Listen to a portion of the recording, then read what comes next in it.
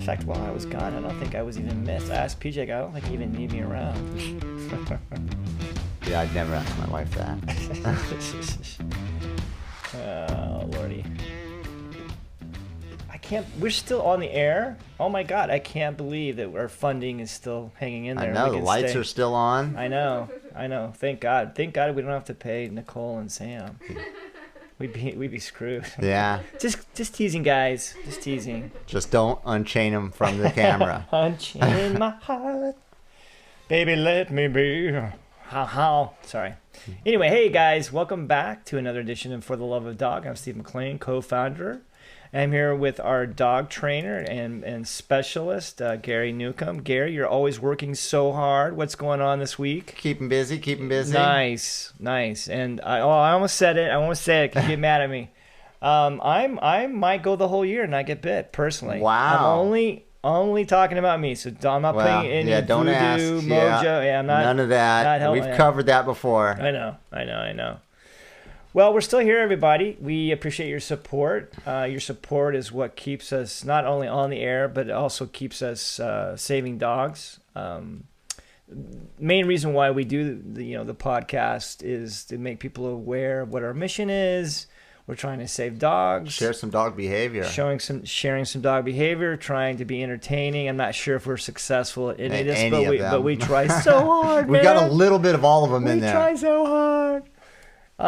Anyway, so what's going on? Well, tell me. So you before the break, you were kind of telling me you ran across some articles about dogs getting plastic surgery. Plastic surgery for dogs. What the hell's that all about? You didn't know this? No, not really. You get your dog a rhinoplasty? No. Just take a little off the top here. If I was going to do anything, I'd do it to Nigel. Yeah. Make him look a little tougher, not so barky. Good luck. Not and get those His flippin' bark drives me crazy. I mean, he always makes me look bad because he's that quintessential barky little dog that everybody hates in the neighborhood, and I hate it because he's such a good boy, really. Also known as a Chihuahua. Yeah, I know. But there's some good Chihuahuas. I've run across some good ones.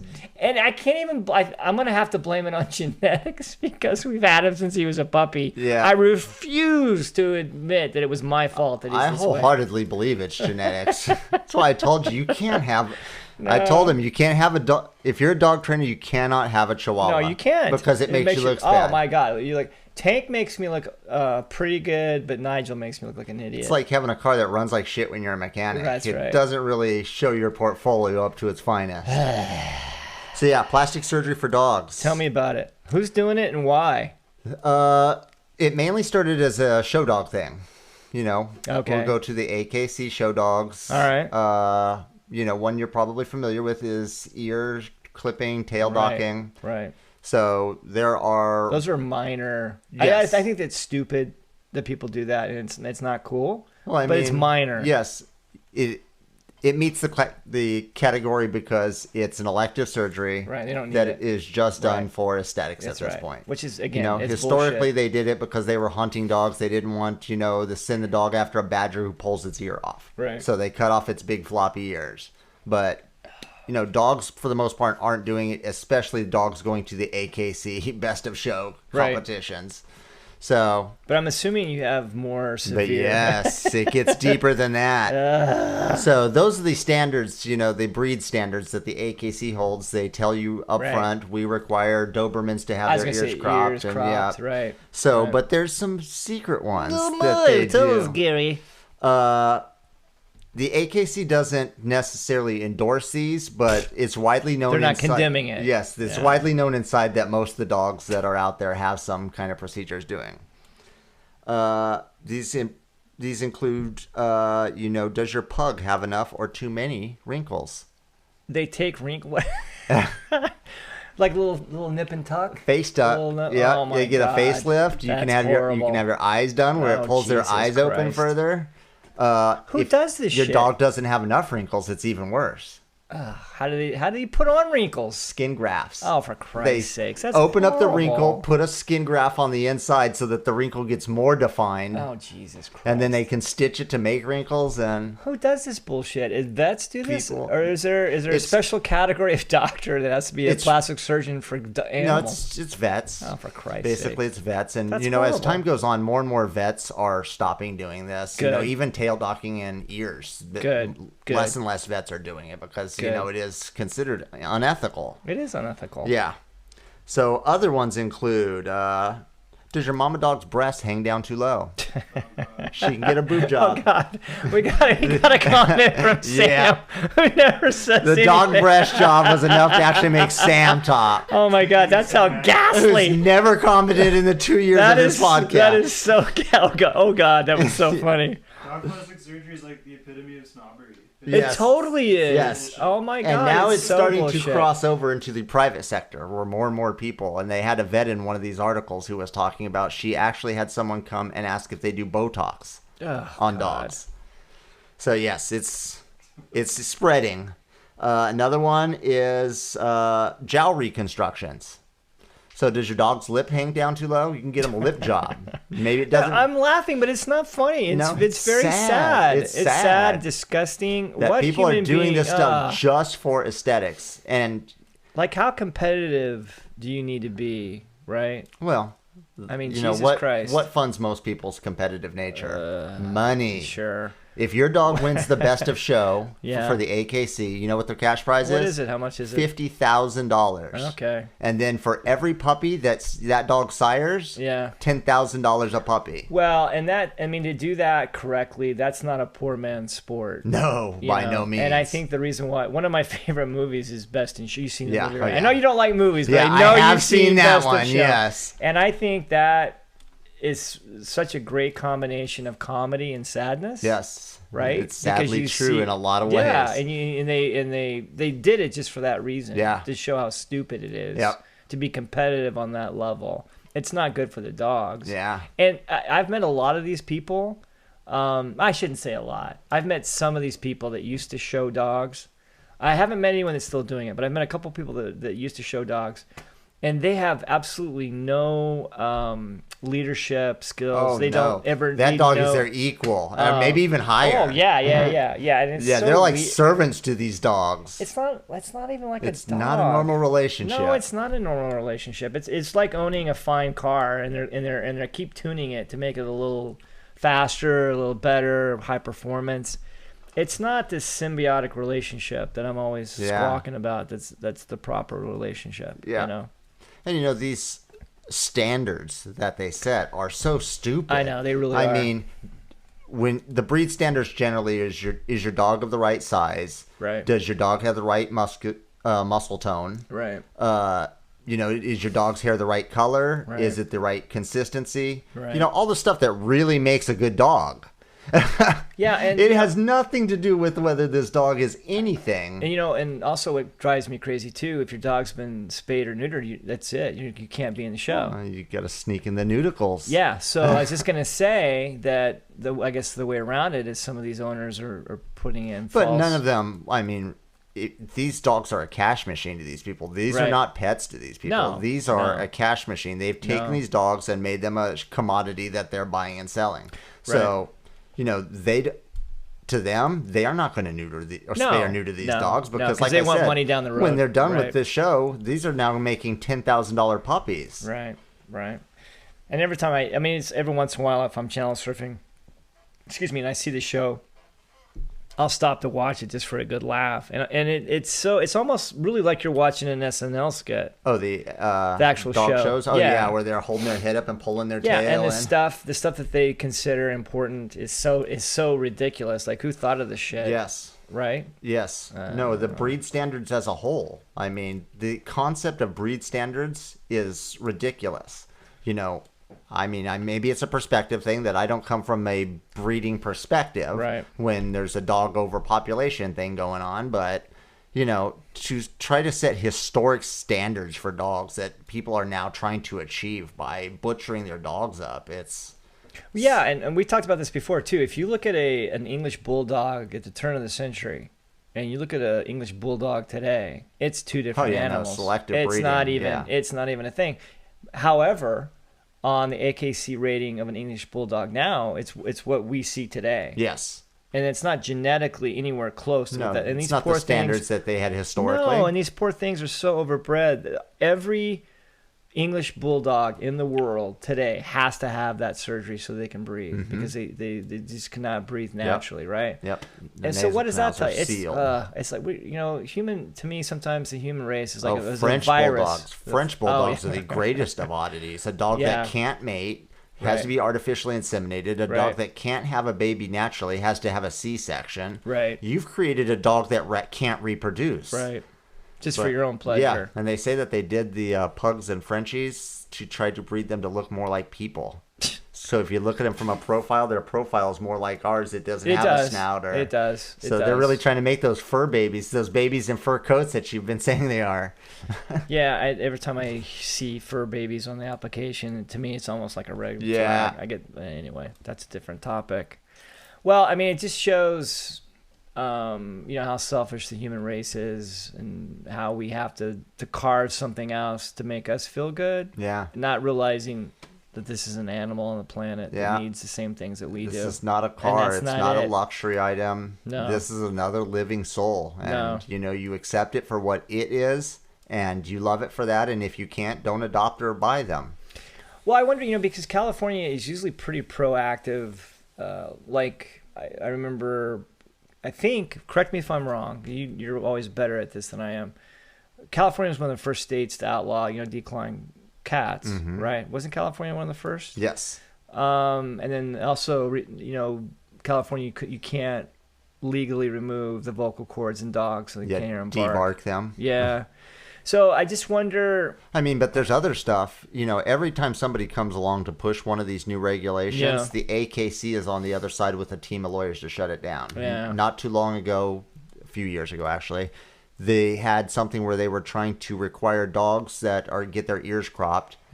A, it be done by a vet's office, and B, they have anesthesia. Because their theory is that the dogs, if you crop their ears when they're days old, their nervous system isn't developed, so they don't feel it. So you can crop their ears without anesthesia. Oh, Jesus. So, yeah, of course, that sounds horrible. Right. But they tried to pass the law. AKC came in, and it's not a law. They got it shut down.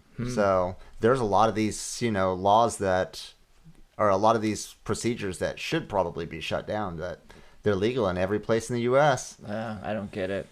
Well, kind of off topic, but it still is in line with how selfish human beings are. I guess at the end of this year, there's only, I think, 2 tracks left for dog racing in Florida.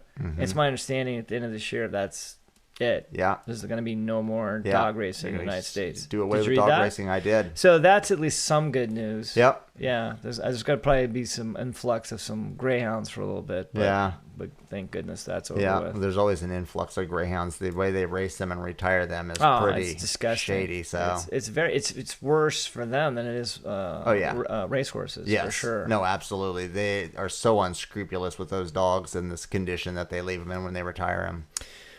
So I guess, with all that weirdness, it's at least a little. I always like to end the segment with a little bit of good news. So I guess the good news here is no more dog racing in December. Yeah. So I guess. That's and like I said, the vets are slowly but surely, morally making their own decisions. Even if the state, the country, U.S. doesn't want to adopt rules because the AKC is too big of a lobbying group. Yeah. Individual vets are starting to make moral decisions, and ask your vet. Go to your vet and ask them, how do you feel about tail docking? And you can make a moral decision based on their stand on things like that. Right. Yeah, that's a good tip. All right, Gary. Well, thanks for that article. It was pretty interesting. I had no idea it was that ridiculous. Yeah. Jesus Christ. Now you can go get your dog some extra wrinkles. All right, guys. When we come back, PJ Rosh, founder of the Little Red Dog, will be in the house on set. And I'm sure she has something interesting for us. I bet. All right, guys, please tune in, subscribe. For the love of dog, we need your support. Thank you.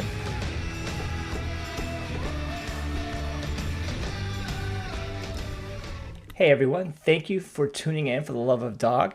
Totally good news. New Road is back with their food. However, it's only treats. That's okay. We love the treats. You saw Gary try them months ago. Either way, it doesn't matter. They're great. They're terrific. Treats only. The promo code is RedDog15, all caps. Type that in when you're ordering. You get a discount, plus we get a little bit of a donation. We love it. Please check it out.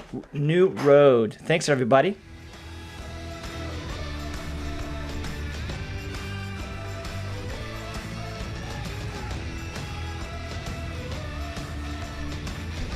Gary was just on and he was talking about all the crazy plastic surgery the vets are doing on dogs. Yeah. I mean, it's crazy. You haven't heard of some of this stuff. It's crazy. It's crazy. Nutty. I don't want to hear it. You don't. Don't listen. Don't you do it. Welcome back, everybody. I'm here with PJ Rosh, founder of the Little Red Dog. I'm Steve McLean, co-founder. It's my boss, my red-headed boss, beautiful lady next to me. Anyway, so... God, you know what? I think we're winding down on this competition that we are in. It's a really sweet, kind of cool competition. It's taking place all over the United States, and we have a dog entered. We actually have a dog in this race. We have a dog in this race. And it's Miss Florence. PJ, why don't you explain to our 8 listeners what this is all about and why we're involved and how important it is to vote, as we are at the precipice of voting ourselves in the United States. We're at the precipice. That's a great word. So most of you, if you've been around, you know Florence. She came to us earlier this year in really horrific shape. She was 6 months old, and somebody tied her to the gate out at the San Bernardino City Shelter. And she just was no hair, scabs, bleeding, pussy, sores, just in a really bad, horrific condition. And what's sad about it is she actually had Demodex, which is a mite, but very easily treatable. But the condition she was in, I think she had that. She had the mites, and she was probably left outside. She had the mites, had no flea protection, anything like that would have helped her for the entire 6 months of her life. So she is just a really sweet little girl. She came to us again. She was a little timid, but very sweet. Do we have a picture of her?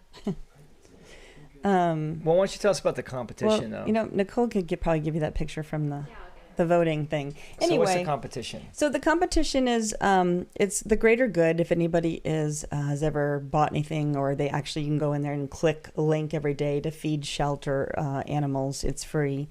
They teamed up with Wahl, and Wahl is home products for pets, and they donate a lot of shampoos and things. There's the after picture. That's her after picture. There's beautiful Florence. And There's then her that's before. her That's before her picture. intake picture. And that was pretty sad. So so Wahl gives supplies like shampoos and things like that, which we did use on Florence. She had to have medicated baths, but we alternated that with some of the oatmeal shampoo product to keep her skin healthy, and obviously it did a really good job. So they have selected, I can't remember, maybe 6 or so, there's like 6 or 9 dogs that had stories like Florence, and the public can vote on them once a day, every day until November 3rd, and they the first place winner will win $5,000 for the shelter or the rescue. The second place is $2,000, and the third place is $1,000. So we are neck and neck with another little dog that also had a very sad story. His name is Scruffy, and he's from They're from Vermont? Ceres, Virginia, Virginia, I believe. That's it. And so, you know, also a cute story. Very, very sweet story. Honestly, all of them have really good stories. We would love you to go to that site, and we'll put that link up or tell people what it is in a bit. But and vote for Florence. But vote for Florence. You can vote for Florence. But you know, you can read the stories, and you can find the link on our Instagram page, Facebook. But she does look so much better. She's super sweet. She's in a home. She got adopted by one of our former adopters, Kelly Perez and Mike, and she's doing great. So so we're hoping that we can get you guys to vote for Florence. That was a long journey. You know, Kelly was her foster. Right. Kelly is one of our best such fosters. Good care of Florence. She had to bathe her multiple times a week.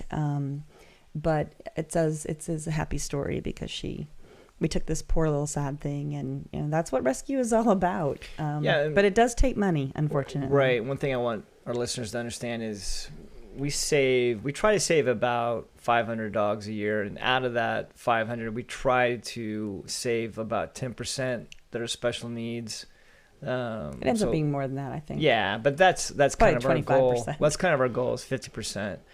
And so Florence definitely was in that category where she needed special help. It took a lot of, you know what? Me more than anyone is always crying the blues out. We need more money. But what was so special about Florence, it wasn't just about the money. It was more about the man hours. I mean, Kelly and Rob spent so much time making sure the dog was on their meds and being kept clean, and the Lots baths. of vet visits. Oh my gosh, so many vet visits. And also, kudos to you too, PJ. You coordinate all this while I'm griping about how much money we're spending on poor Florence. But she was definitely worth it. Very sweet dog. Very sweet dog. Very sweet girl. What pisses me off, and this is a great picture, is that they gave her no vet care, not even flea treatment, but they managed to cut her ears in the time that they had her. They had the money to crop her ears. So fuck you, whoever had her. Whoa. She has a way better life now.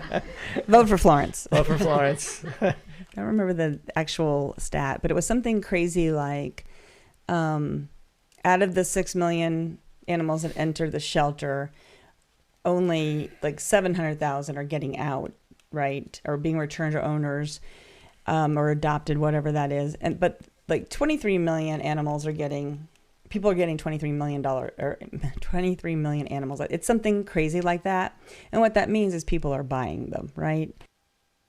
So interesting to me is that 25 to 30% of all dogs in the shelter are purebreds. So they are dogs that somebody... What was that percentage again? 25 to 30%. Wow. Are purebreds. That's crazy. And we see that. Sure. I mean, there's a lot of dogs... I didn't think it's going to be that high, we though. don't see, because there's a lot of very specific breed rescues, English sheepdogs or English bulldogs or whatever. And they only rescue those dogs. So a lot of them do... I wouldn't say a lot of them. Many get out, but there's still, we still rescue a lot of purebreds. Unfortunately, the highest percentage of purebreds in the shelter is. It can't be pit bulls. Yes, it is. It is? Yeah. But those are more backyard breeders, aren't they? But they're still purebreds. Well, I know, doesn't matter. Okay. They're still All right. purebreds. It's not AKC. And unfortunately, and by the way, some people do buy them from those AKC breeders as well, but unfortunately that is the dog that most people don't want, and so only 1 in 867 pit bulls or mixed breeds get out of the shelter alive. That's crazy. We do our part, because I think about 95% of the dogs that we rescue are pitties. 75? I would say it's more like 75%. Okay. I mean, years ago it was almost 100%, but we kind of decided we need to save a little bit of everything. To be an AKC like approved facility, is there an agreement? Just getting a license. Is there ever an agreement with those people that if it doesn't work out, you're supposed to bring the dog back to them? I have never heard that. Well, I ran across someone a couple weeks ago who did purchase a dog from a breeder, and then it wasn't working out, and then they ended up taking the dog. The breeder ended up taking the dog back, which I don't like breeders, but at least I found that, a good quality. So I don't know if that's part of the prerequisite to be a true AKC. I don't think so. Probably not. But I right? don't know, and I don't like to speculate. Yeah. I don't comment on things either. I don't know about. I don't either. I do know we've run into people who have bought a dog, and there was a stipulation they couldn't neuter or spay it. So yeah, we run across that all the time, which I think is ridiculous. That's bullshit. So right? Yeah. There's something else. Oh, guess what? Do you know what the word euthanasia means? It doesn't mean killing people in Asia that are young. No. What is it? What's the true it meaning? It means happy death. I'm sorry, good death. Which, That's not a good death. I guess, all in all, I guess it's peaceful. It's better than some ways that the animals die. I mean, There are a lot of shelters in this, even in the United States, where they still use gas chambers, which are terrible. Some shoot them. Right. You know, some rural places just shoot them. So Right. I guess in relation to that, it's probably better. But yeah. There's nothing happy about it, for There's sure. nothing happy about it.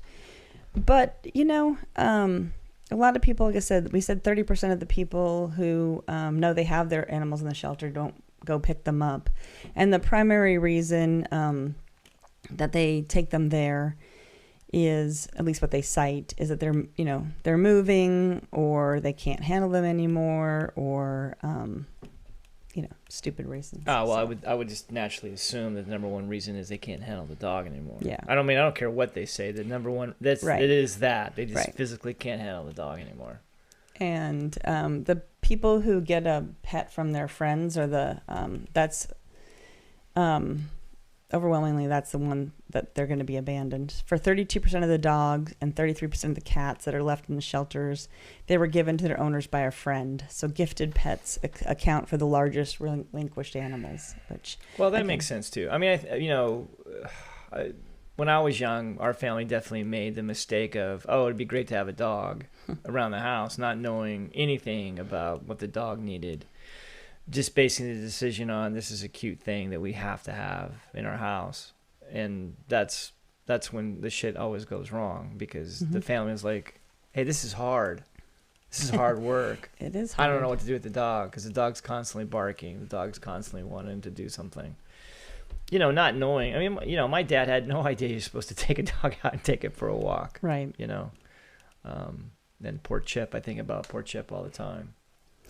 I think that there's a lot of us who are in rescue, and we know. I mean, everybody has a past. You may have had your heart in the right place or not, and just didn't do the right thing. The thing is, you're doing the right thing now, and you're trying to help educate people to do the right thing. We're trying. Yeah, we're trying. Well, I think we kind of easily worked it back to it's gonna kind of end on a good note. So I think the net is, please vote for Florence in the competition. You'll be helping us out. It's something that doesn't cost you any money to vote for the dog. And you can vote every day until November 3rd. Yeah, and if you're savvy, you can vote more than once. I won't share how you do that. Just vote every day for us. Thank you for listening. Thanks, Sam and Nicole, for making us look good. Please Always. Tune in every Monday for the love of dog. Subscribe. Go to our website. Do something. Volunteer. Foster. Help us. Please, please, please. Have a great week, everybody.